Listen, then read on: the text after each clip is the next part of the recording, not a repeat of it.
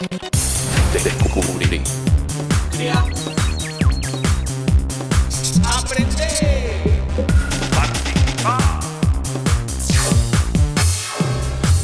Televisión más internet. www.encuentro.com.ar.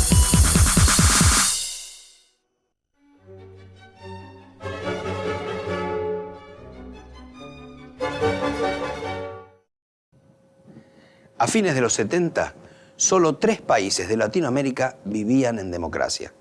Las dictaduras no resolvieron en absoluto la pobreza, la exclusión social ni la desigualdad. Pero los primeros gobiernos de las transiciones tampoco lo lograron. Y para las democracias actuales siguen siendo una deuda pendiente. Por eso nos preguntamos, ¿qué pasa con nuestras democracias? Hoy vamos a buscar las respuestas y a repensar el sistema de gobierno en el que la gran mayoría de los latinoamericanos confiamos para mejorar nuestras sociedades, la democracia. Bienvenidos a Explora América Latina.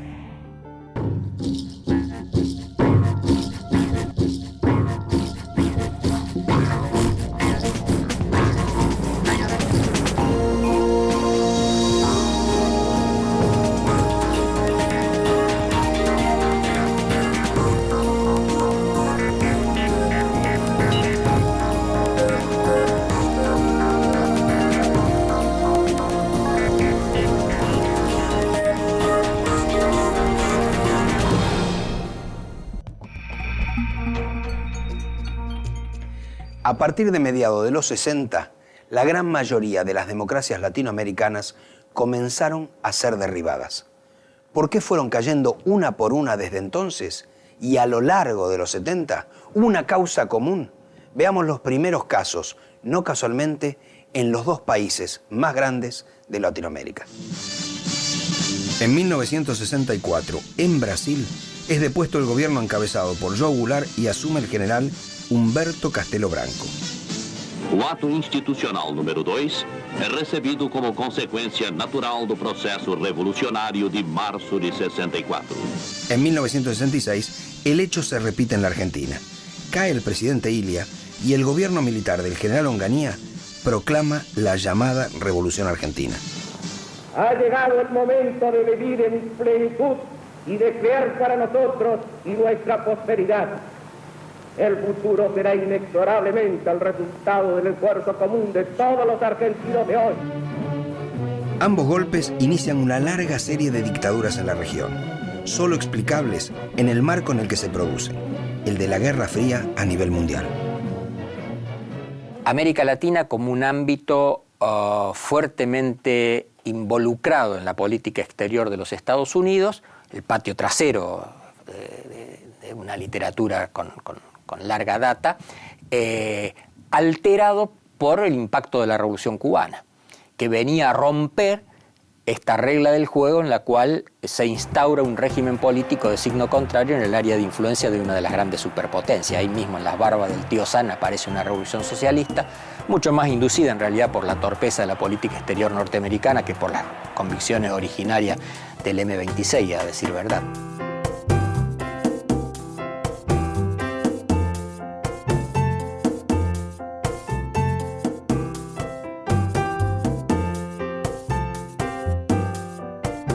Era una época en que toda América Latina pensaba que era posible hacer algo semejante a lo que se había hecho en Cuba. Y pues si algunos cometían errores con la teoría del foco, otros vieron que no había otra salida y se lanzaron a esa lucha armada. Entonces la idea que América Latina podía convertirse en una gran Cuba estaba fuertemente presente y generó en las clases dominantes un verdadero temor. Esos miedos eran en la mayoría de los casos infundados, en el sentido de que no había, como quedó claramente demostrado, una correlación de fuerzas favorable para los grupos o los sectores revolucionarios. Pero se vivió de esa manera y aceleró un proceso en el cual todo era preferible antes que la revolución socialista. El presidente Kennedy lo dijo mejor que nadie cuando le preguntaron su opinión sobre la muerte del dictador Rafael Trujillo. Nuestra aspiración es tener regímenes democráticos lo más decentes posibles. Pero si ello no es posible, es mejor tener un Trujillo antes que un Fidel Castro.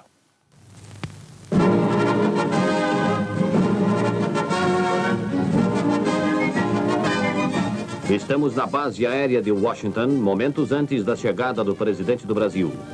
Por uns dias, a atenção dos povos americanos esteve fixa nesta visita entre Goulart e Kennedy, principalmente porque ela vinha precedida de uma série de fatos novos e de uma incerteza a respeito da atual política externa brasileira.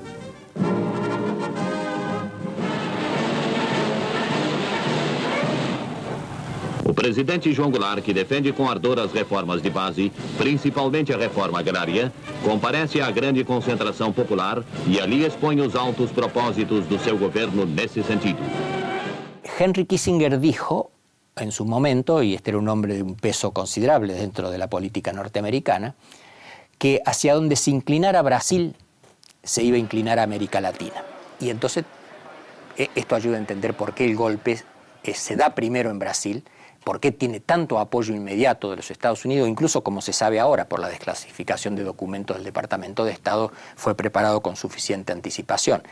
En Brasil, ya dicho sea de paso, donde además se gestaron otros dos golpes clave, el de 1971 en Bolivia y después la preparación del golpe en Chile. O sea, se hizo en Brasilia y que contó obviamente con toda la aquiescencia del gobierno norteamericano. El pueblo unido jamás será vencido. En 1973 cae el gobierno socialista de Salvador Allende, electo 3 años antes. La dictadura del general Pinochet se prolongará por 17 años.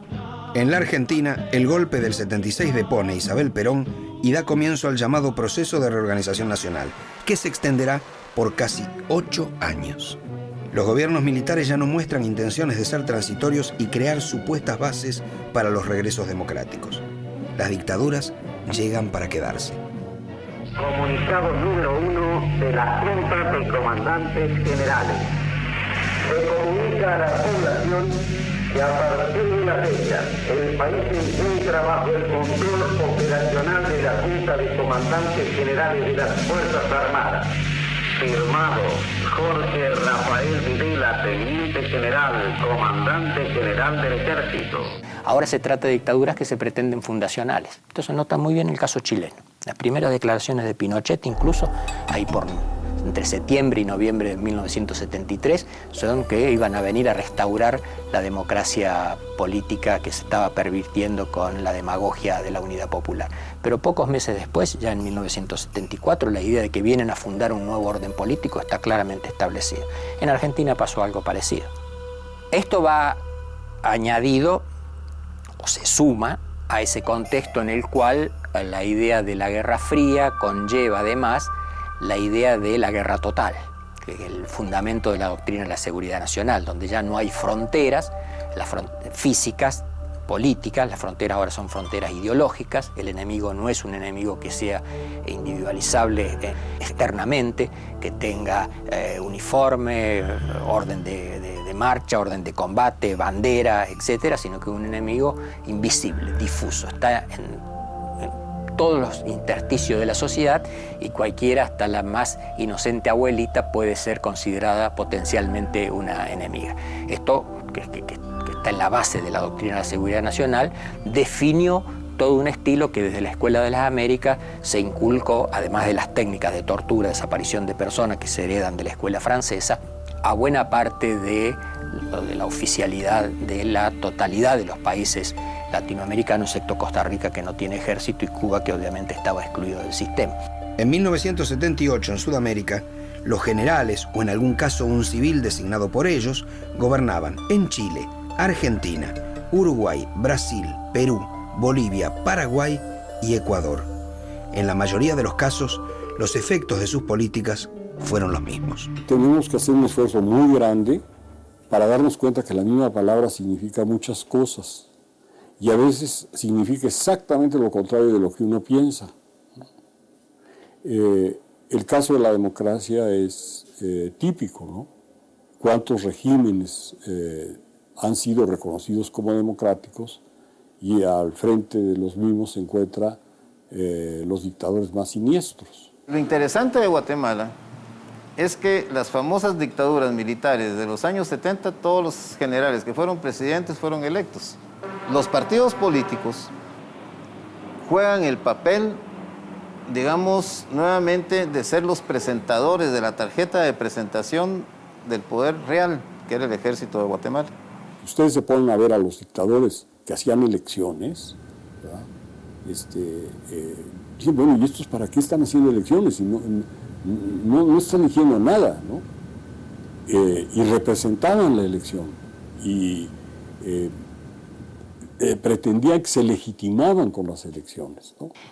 Las dictaduras latinoamericanas hirieron nuestras sociedades desde múltiples perspectivas.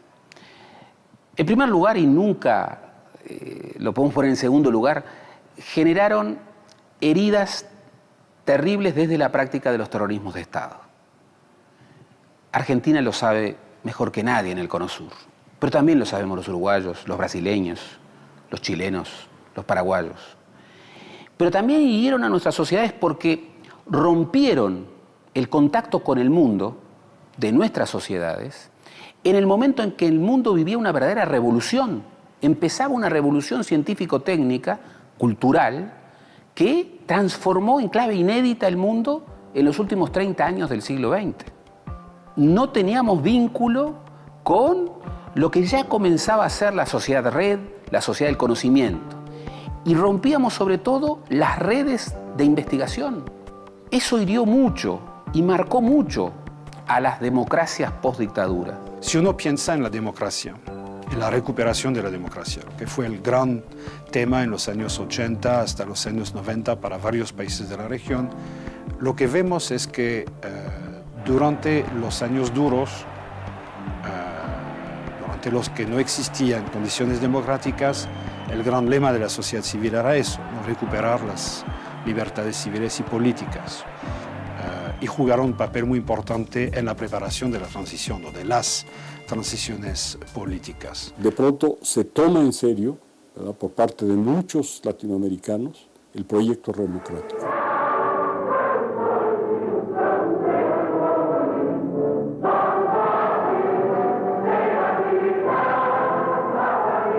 E nós das oposições precisamos de uma vez por todas ter consciência que a única chance que nós temos é a via das eleições diretas para presidente da República. 1982 en Bolivia, 1983 en Argentina, 1984 en Uruguay, 1985 en Brasil. Poquito más, 1989 en Chile y en Paraguay. Pero digamos, en el curso de 7 años, esta historia revirtió completamente. Declaro promulgada o documento da liberdade, da dignidade, da democracia, da justiça social do Brasil. Que Deus nos ayude que esto se cumpla. En Bolivia los militares se tuvieron que ir porque quedaron involucradas las Fuerzas Armadas en el negocio del narcotráfico. La característica de la cleptocracia del gobierno de García Mesa. Y en Argentina porque perdieron la guerra de las Malvinas. Comunicado del Estado Mayor Conjunto número 165. El Estado Mayor Conjunto comunica que en el día de ayer, 14 de junio de 1982, se produjo la reunión entre el comandante de las fuerzas inglesas, general Jeremy Moore, y el comandante de la guarnición militar Malvinas, general de brigada Mario Benjamín Menéndez. En dicha reunión se elaboró un acta en la cual se establecen las condiciones de cese de fuego y retiro de tropas. En Uruguay, los militares quisieron someter a referéndum, y de hecho lo hicieron, referéndum popular, su proyecto de constitución del nuevo Uruguay, de esta democracia protegida, tutelada a la que aspiraban.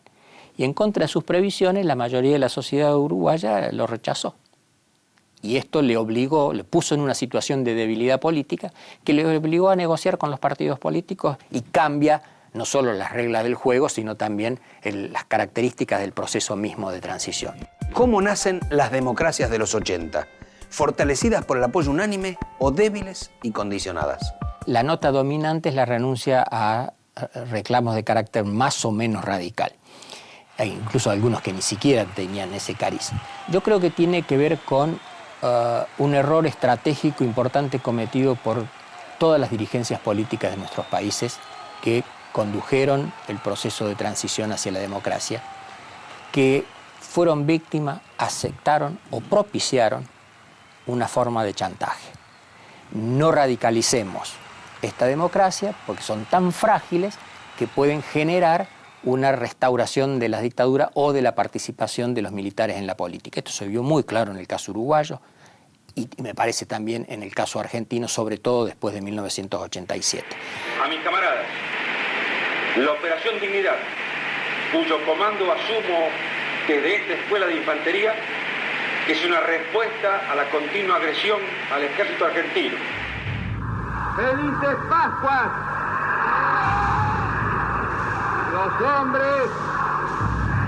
hombres amotinados han depuesto su actitud. Como corresponde, serán detenidos y sometidos a la justicia. Eso ayuda a entender también por qué en la mayoría de los países se optó por una política de no enjuiciamiento de los crímenes de las dictaduras. Lo de Argentina es excepcional y aún así con el límite que después va a suponer la ley de punto final y de obediencia debida, pero después es la excepción. A partir de este juicio y de la condena que propugno, nos cabe la responsabilidad de fundar una paz basada no en el olvido, sino en la memoria, no en la violencia, sino en la justicia. Esta es nuestra oportunidad y quizá sea la última.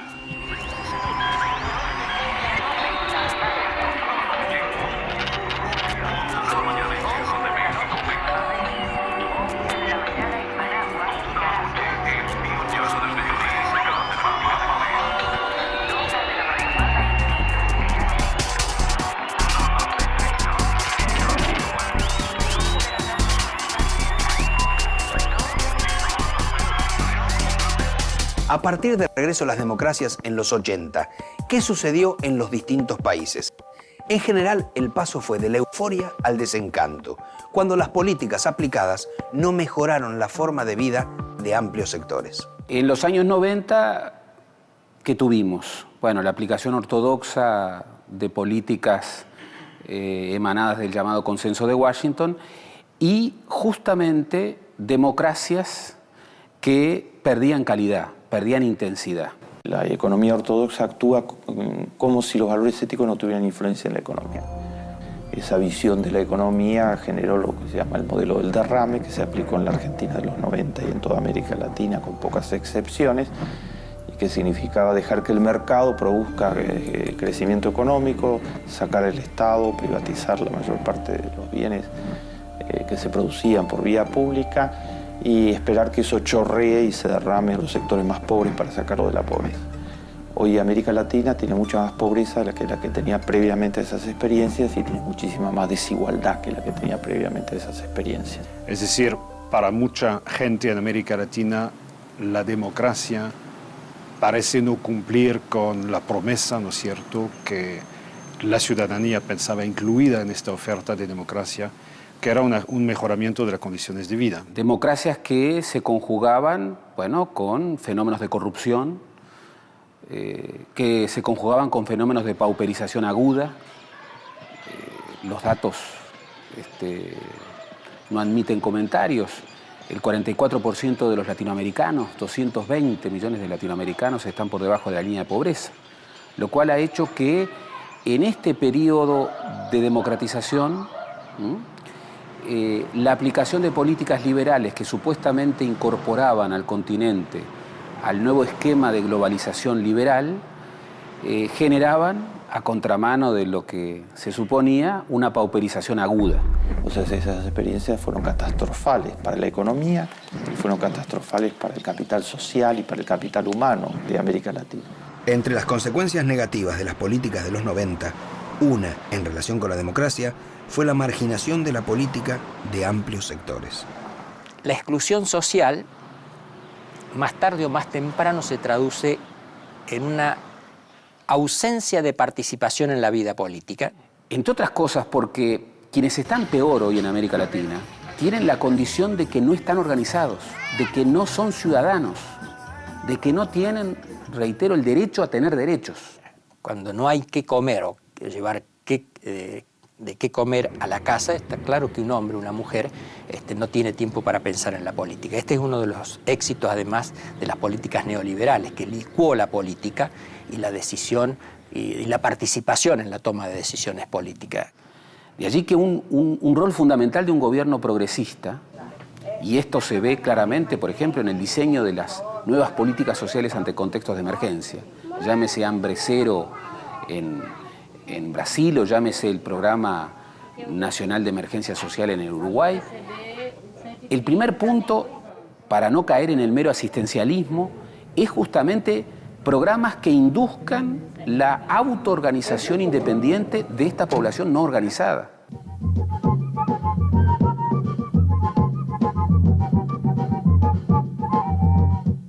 Num país do tamanho do Brasil, iniciar qualquer campanha de coleta de alimento é uma verdadeira operação de guerra e deve ser feita com muito cuidado e planejamento para que todo esse enorme esforço atinja plenamente os seus objetivos. Nossa guerra não é para matar ninguém, é simplesmente para salvar vidas. Minha expectativa, que eu nasci, nunca tive libertação. E sei que daqui para lá não tenho, só se Deus nos ajudar y abaixo de Deus o Lula. El primer tema es cómo promover el tránsito de grandes franjas de la población latinoamericana que no son ciudadanos, que no tienen derecho a tener derechos, a una nueva condición en donde ellos mismos sean sujetos de derecho, sujetos incluso en la implementación de estas nuevas políticas sociales y que efectivamente puedan convertirse en algo que no han sido nunca en muchos casos, que son sujetos de su destino, ciudadanos, no meramente electores, portadores de derecho. El desafío principal y urgente de las democracias en Latinoamérica es dar respuestas a la pobreza. Democracia y pobreza.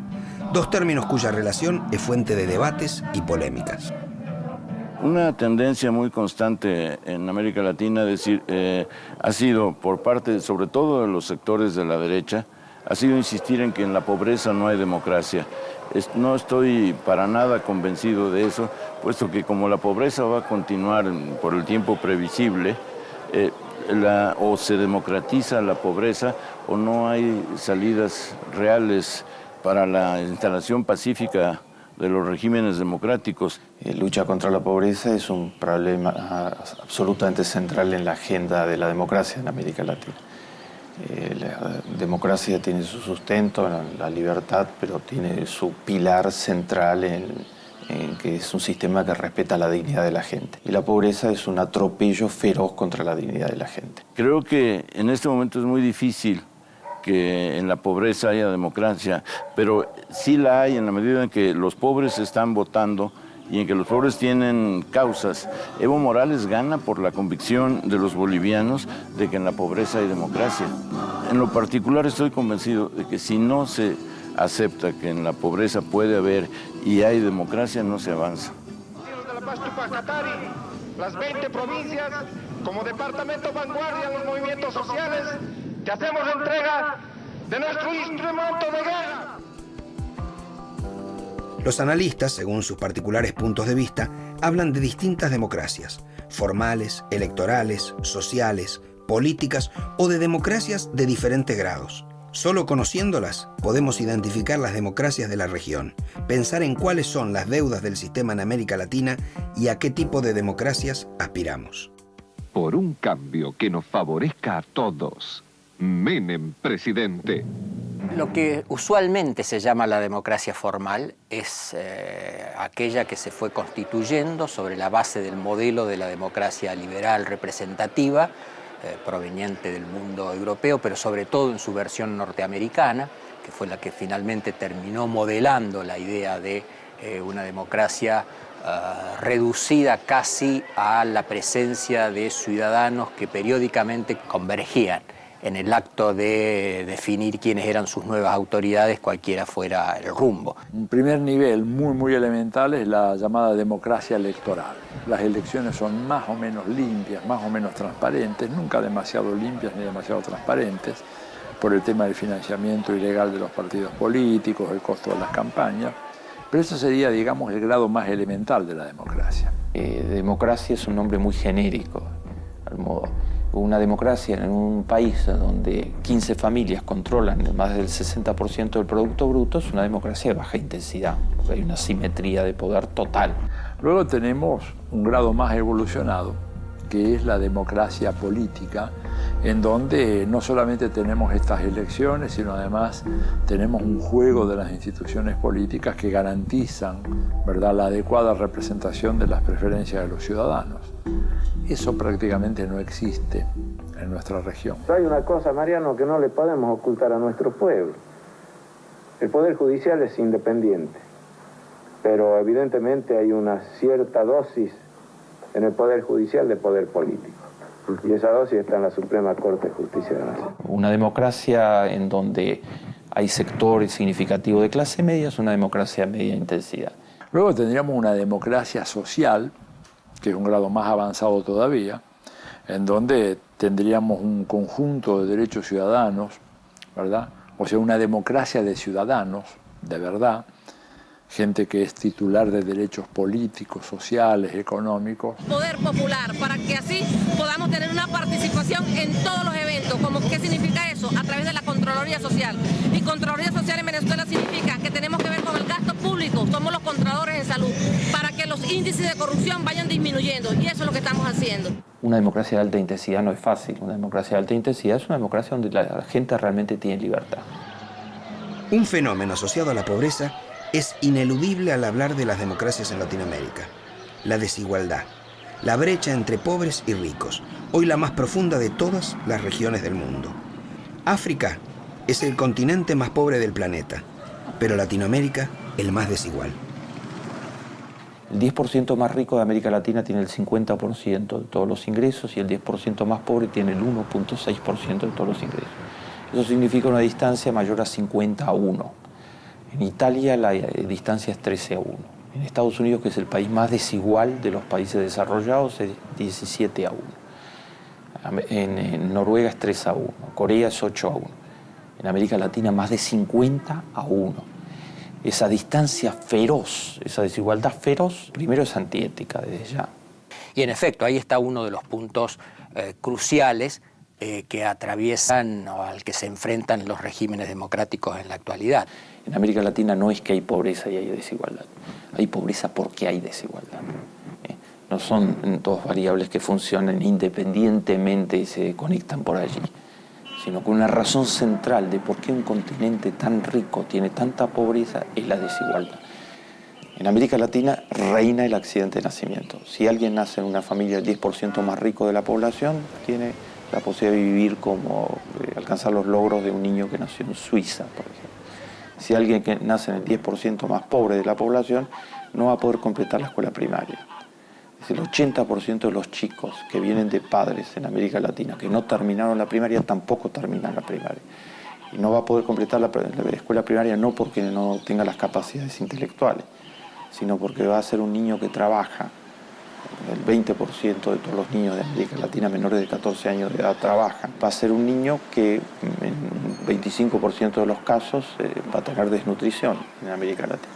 Con eso no hay rendimiento escolar posible. Entonces los destinos están muy marcados con estos niveles fenomenales de desigualdad que tiene América Latina. En el próximo bloque, una polémica vigente. Después de más de un siglo y medio, la relación entre capitalismo y democracia. 3 presidentes que rompieron un molde en sus países: Lula da Silva, Evo Morales y Michelle Bachelet. Además, ¿qué clases de democracias existen en los países latinoamericanos?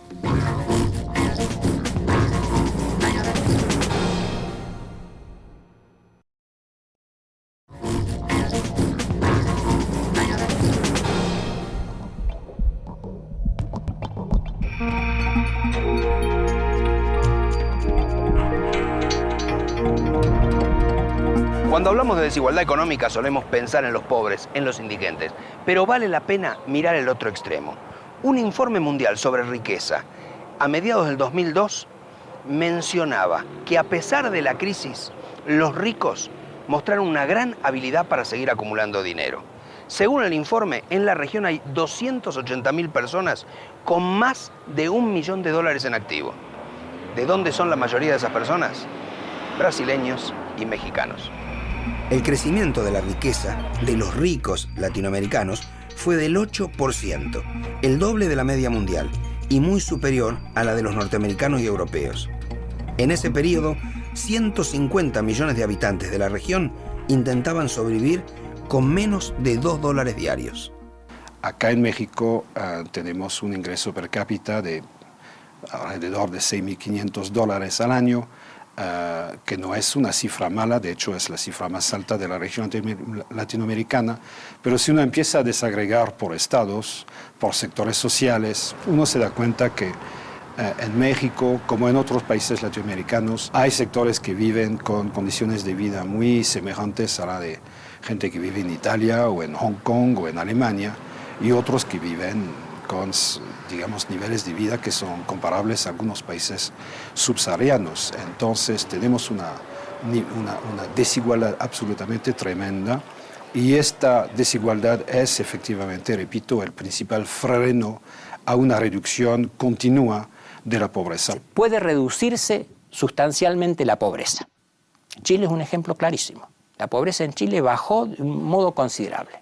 Lo que no disminuye en Chile es la desigualdad. Lo que todavía no sabemos hacer en América Latina es crecer reduciendo la desigualdad. Es más, se incrementó en todos nuestros países. Nuestros países son hoy más desiguales de lo que eran bajo dictadura, con la misma o con diferente política económica. Entonces ahí hay un punto importante, ¿verdad? El problema no es la pobreza, ni los pobres. El problema son los ricos, los que se apropian de la riqueza y la forma en la que la riqueza se distribuye. Entonces el problema no está en la pobreza, sino en la desigualdad. Según las estadísticas, Brasil es el país de Latinoamérica con mayor desigualdad y Uruguay el menos desigual. Cuando Fernando Henrique Cardoso asumió su primera presidencia en 1994, dijo que Brasil no era un país pobre, sino un país injusto. A más de 10 años, la afirmación vale para muchos de los países de la región. ¿Por qué tiene tanta pobreza un continente potencialmente tan rico? ¿Por qué el Perú, que ha tenido crecimiento económico muy significativo en los últimos 5 años, no logró mejorar un ápice la tasa de pobreza, que es del 52%? O sea, las cifras horrendas de Fujimori, una de las dictaduras disfrazadas más cruentas que conoció la historia latinoamericana contemporánea, y de las más corruptas, etc., no fueron mejoradas durante el gobierno posterior. ¿Por qué? Bueno, porque no se modificó en un ápice el nivel de inequidad en el acceso a oportunidades en el Perú. Y esto es válido para el conjunto de América Latina. La humanidad que está viviendo en nuestros países, la crisis social de todo un sistema de dominación y acumulación, ¿no? Es evidente que esto ya no se necesita ser marxista para darse cuenta que hay un problema muy grave en la acumulación, hay un problema muy grave en la dominación, y que es el sistema en su conjunto el que se encuentra en crisis. Y este es un punto más delicado, porque efectivamente, porque una forma de terminar con la pobreza es incrementando, haciendo que la economía aumente sus niveles de producción y productividad, creando nuevas fuentes de trabajo, creando nuevos emprendimientos, nuevas empresas. Eso termina con los pobres. Más o menos, ¿no? Pero termina o lo reduce. Pero la desigualdad es otra cosa. Y la desigualdad es consustancial del sistema capitalista.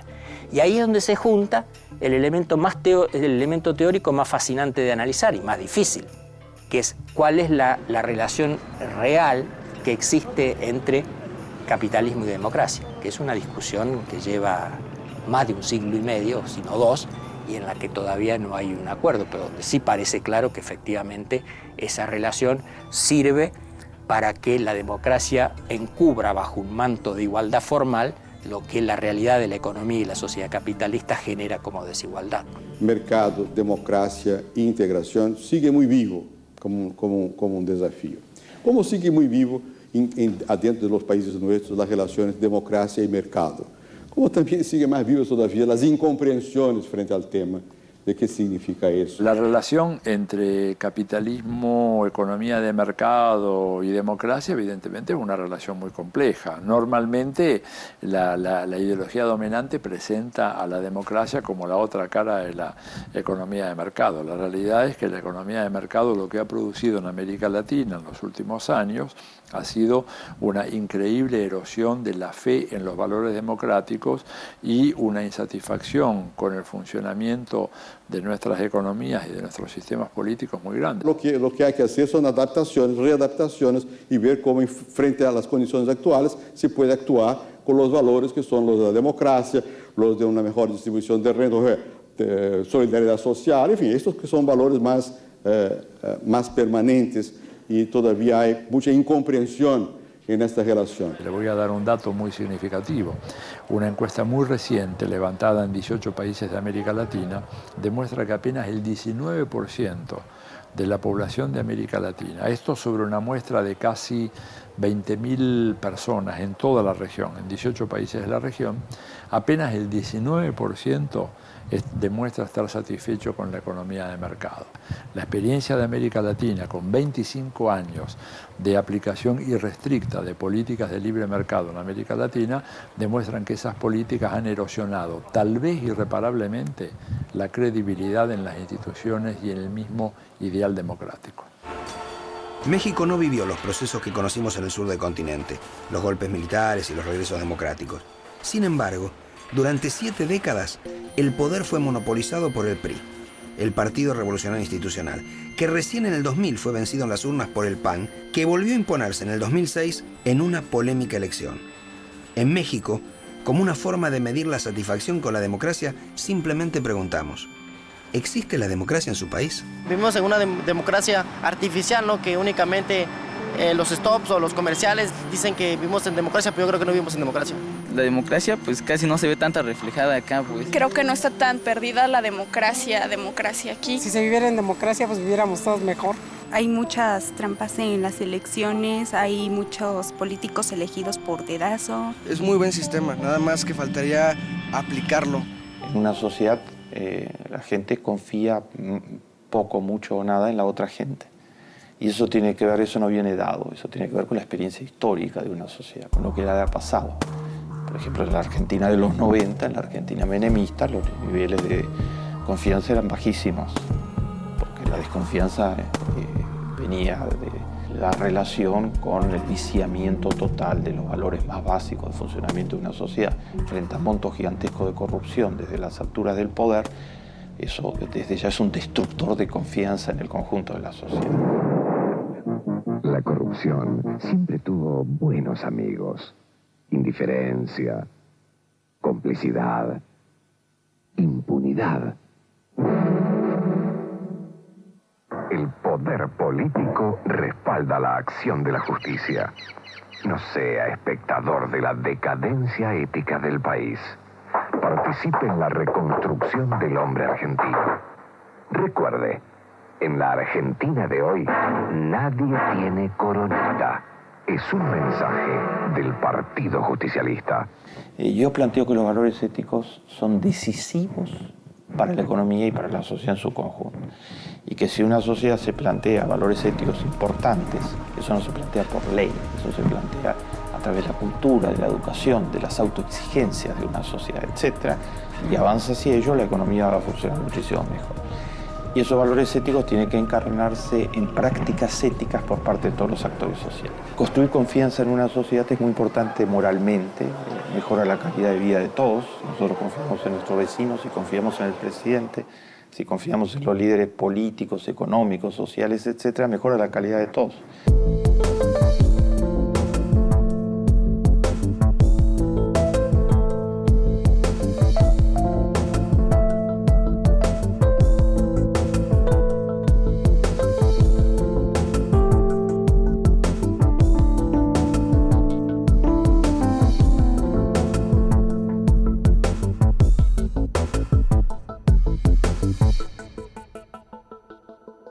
latinoamericanos dicen abrumadoramente que prefieren la democracia a cualquier otro sistema político. Más de 2/3 partes dicen que prefieren la democracia. Dentro de todos los sistemas políticos que conozco, me parece que es el más apropiado para que todas las personas puedan participar y que hay un crecimiento individual de cada persona también y al mismo tiempo de una sociedad. Piedra fundamental para cualquier tipo de crecimiento económico, social, político, en salud, en educación.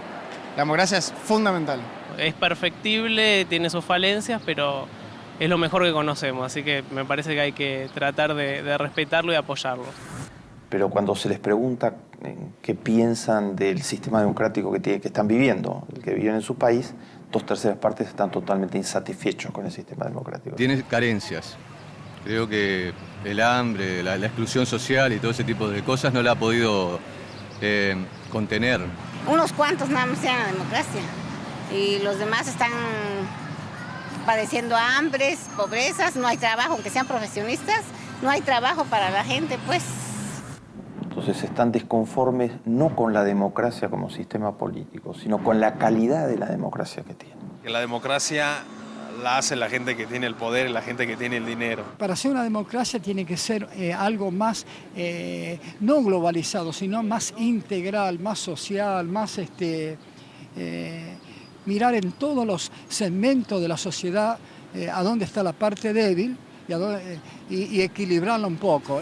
Están diciendo, no queremos una democracia tradicional, queremos una democracia de mucho mejor calidad. No quieren menos democracia, quieren más democracia. Quieren una democracia de alta intensidad, quieren una democracia activa. Más allá de las deudas y las debilidades de las democracias en la región, entre los últimos años del siglo XX y los primeros del XXI, se produjeron hechos para destacar. Algunos auspiciosos y varios inéditos. En Brasil, gana las elecciones por primera vez un representante de la clase obrera. En México, el fin de 7 décadas de hegemonía de un mismo partido. En Bolivia, la elección de su primer presidente indígena. Y en Chile, la llegada de la primera mujer a la presidencia. Es absolutamente singular que en esta historia en la que estamos viviendo, una mujer, un líder indígena y un obrero metalúrgico dirijan 3 países que nunca fueron dirigidos por una mujer, por un obrero y por un líder indígena. Bueno, yo creo que el triunfo de Morales en Bolivia lo que quiebra es finalmente la hegemonía de la vieja política de los partidos tradicionales, ¿verdad? Que se habían constituido al margen de la realidad indígena de ese país. Es otro caso fascinante, por muchas razones. Primero, por la larga tradición que tiene la sociedad boliviana de tener una sociedad civil muy fuerte, que incluso destruyó en su momento las Fuerzas Armadas, se opuso a las mismas, etc. Segundo lugar, por lo que Evo Morales significa en términos de pertenencia étnica a los aymara. En tercer lugar, porque su pertenencia social, campesino cocalero, especialmente del área del Valle del Chapare. En cuarto lugar, porque se ha posicionado de una manera muy firme en la defensa de los recursos naturales, sobre todo gasíferos, petrolíferos.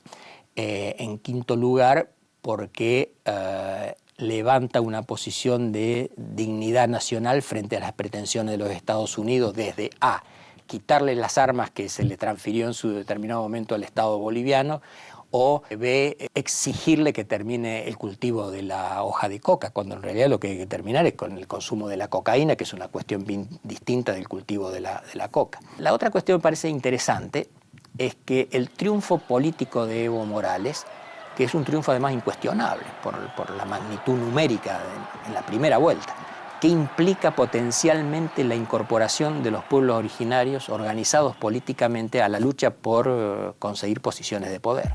La elección de Michelle Bachelet digamos, si uno la analiza desde la perspectiva de Chile, yo creo que hay un par de lecciones bien importantes. Primero que da, yo diría, una mujer con experiencia relevante, a la vez símbolo, digamos, por su vida, la historia de su vida, su padre, su propio exilio, etc. Símbolo de cosas que tienen que quedar atrás. Y al mismo tiempo símbolo de, digamos, de una visión de futuro, una mujer joven, médico. No creo que fue una dinámica feminista, pero seguramente representa algún cambio en la sociología de Chile, porque va más allá de los cánones clásicos de la política.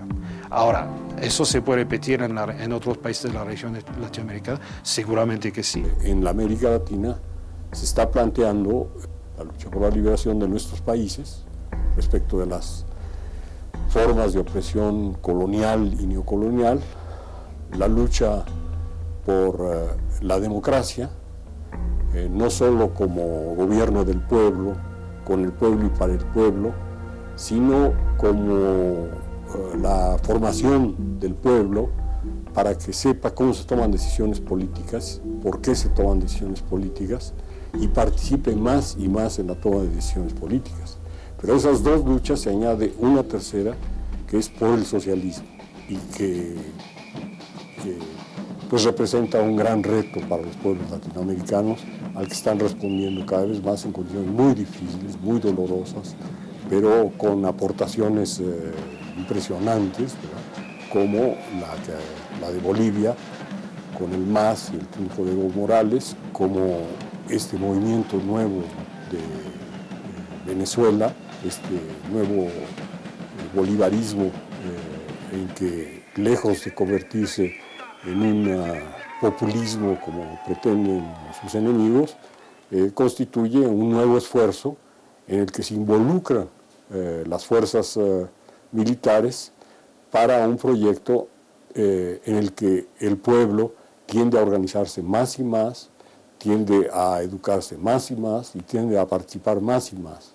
Y aunque existe, por supuesto, la cultura que todos tenemos en todos nuestros países del hombre fuerte, del hombre líder, no es en ella en la que están basando todo el proyecto, sino en la profundización de este proceso y en lo que Chávez ha llamado un nuevo socialismo, el socialismo del siglo XXI. Estamos aquí dándole un apoyo además a nuestro comandante Hugo Rafael Chávez Frías, apoyando el ALBA que acaba de amanecer y está llegando el ALBA a Latinoamérica, porque el ALBA significa amor, significa justicia social, significa equidad, significa mayor gasto social para la salud, para la educación, para la cultura, para los comités de tierra. Si quisiéramos hablar de la fragilidad de las democracias en Latinoamérica, podríamos decir que desde los 90, 11 gobiernos no completaron sus mandatos y otros 6 que los sucedieron tampoco culminaron su periodo. Si quisiéramos hablar de su consolidación, podríamos decir que se ha extendido a casi toda Latinoamérica, que en 12 meses, entre el 2005 y el 2006, hubo 12 elecciones presidenciales y que en esos periodos electorales el apoyo y la confianza en la democracia aumenta notablemente. Pero más allá de datos negativos o auspiciosos, ¿cuáles son las condiciones de construcción de democracias? ¿Cómo mejorar su calidad? ¿Qué debe hacerse desde las instituciones y los gobiernos? ¿Y qué podemos hacer los ciudadanos? Nosotros tenemos que aspirar de las democracias de baja intensidad que hay en gran parte de América Latina a democracias por lo menos de media intensidad y finalmente a democracias de alta intensidad. Eso no se hace si no reducimos los niveles de pobreza. Y no reducimos los niveles de pobreza si no reducimos los niveles de desigualdad. Entonces allí hay un círculo virtuoso que hay que desencadenar. Por eso una de las claves del futuro latinoamericano es que la consolidación de las democracias supone una reconstrucción, una reinvención de la política y de las democracias, que, entre otras cosas, implique, un reempoderamiento de esas grandes franjas de la población latinoamericana que están marginadas de la democracia, que están marginadas de la ciudadanía.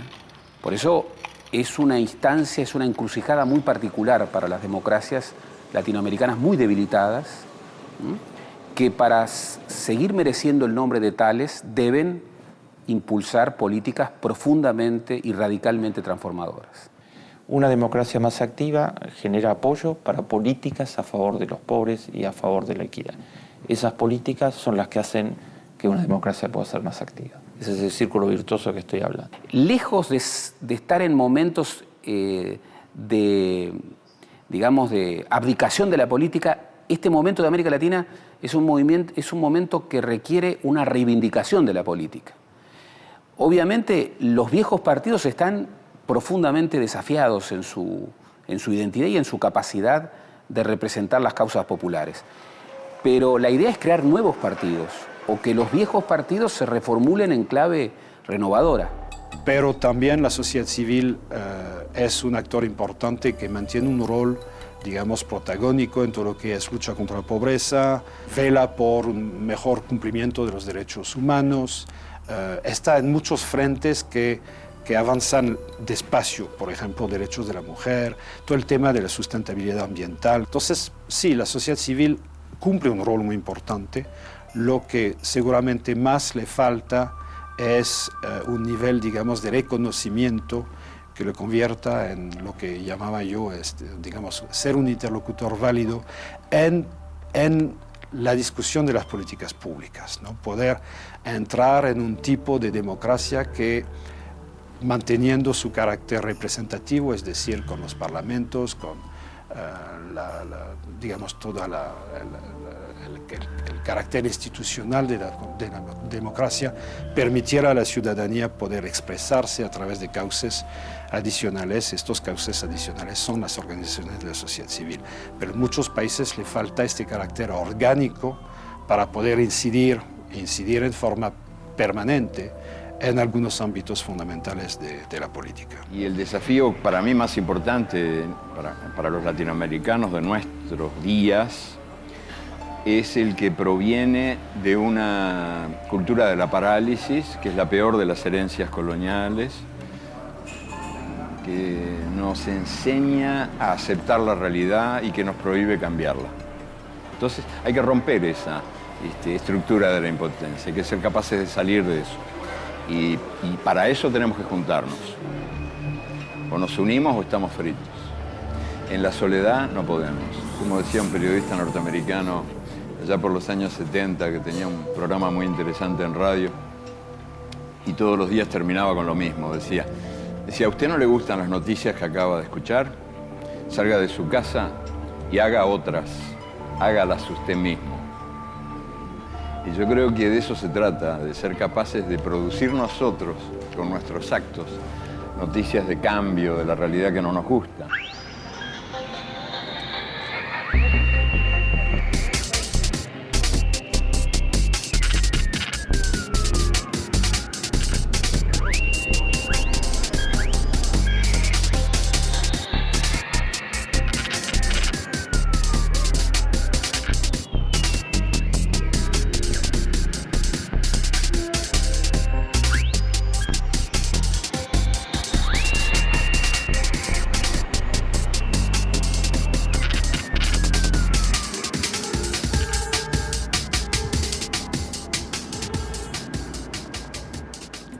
Muchos lo rechazan de plano.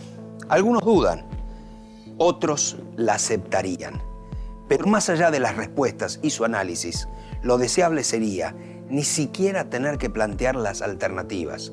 La deuda de nuestras democracias es la solución de los problemas sociales y la gran esperanza de la enorme mayoría de los latinoamericanos es que las respuestas lleguen a través de gobiernos elegidos por sus pueblos, con democracias plenas, con respeto por los derechos, la igualdad y la libertad de todos.